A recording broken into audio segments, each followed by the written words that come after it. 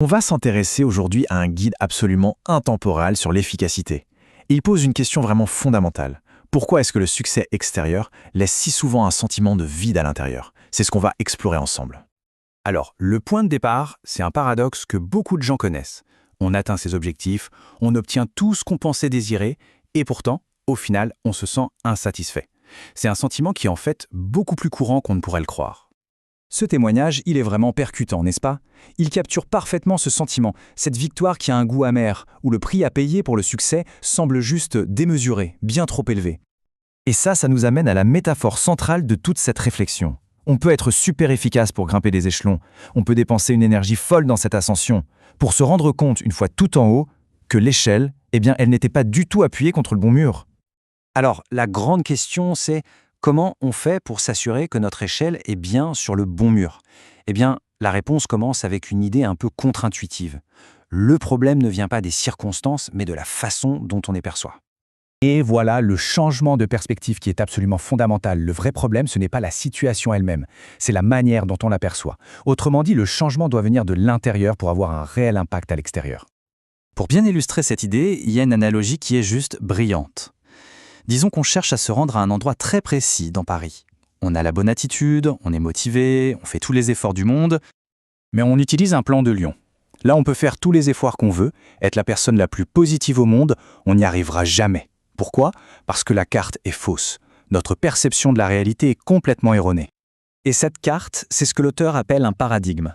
C'est en quelque sorte notre carte mentale, les lunettes à travers lesquelles on regarde le monde.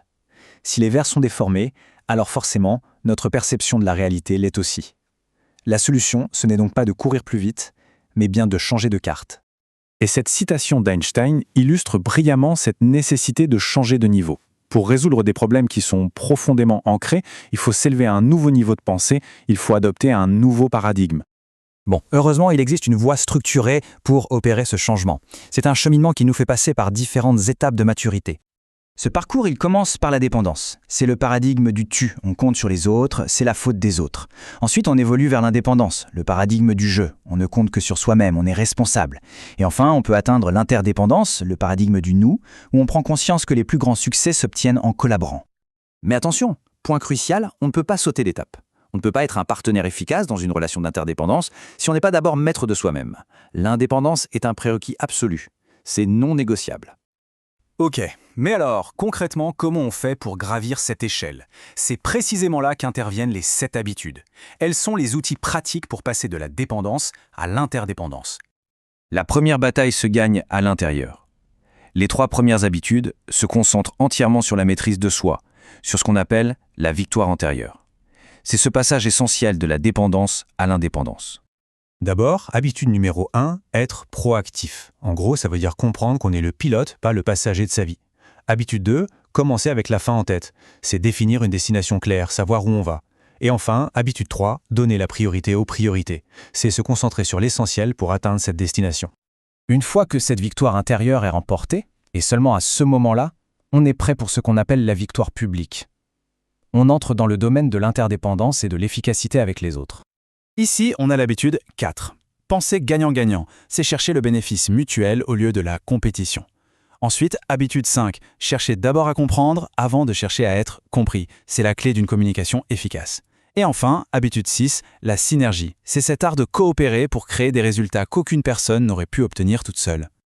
Et pour finir, il y a la 7e habitude, qui vient en quelque sorte soutenir toutes les autres. C'est le principe du renouvellement continu, l'idée de prendre le temps d'entretenir ses propres capacités pour rester efficace sur le long terme.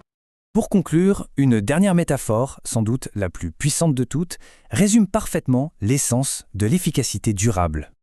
Cette fable toute simple contient une leçon vraiment profonde. Le fermier, en voulant maximiser la production immédiate, les œufs d'or, a complètement détruit sa capacité de production, la poule. Ce principe, on l'appelle l'équilibre PCP. P pour production, les résultats souhaités, les œufs d'or, et CP pour capacité de production, c'est l'actif qui produit les résultats, la poule. La véritable efficacité, elle ne se trouve ni dans la production seule, ni dans la capacité de production seule, mais dans l'équilibre constant entre les deux. Et ça, c'est vrai pour absolument tout.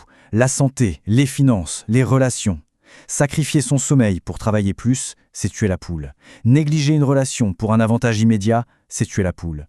L'efficacité durable exige, et c'est non négociable, qu'on prenne soin de la poule. Ce qui nous amène à une question finale, une question à se poser. Dans nos vies, qu'il s'agisse de santé, de compétences, de relations, quelle est la poule dont il faut prendre soin?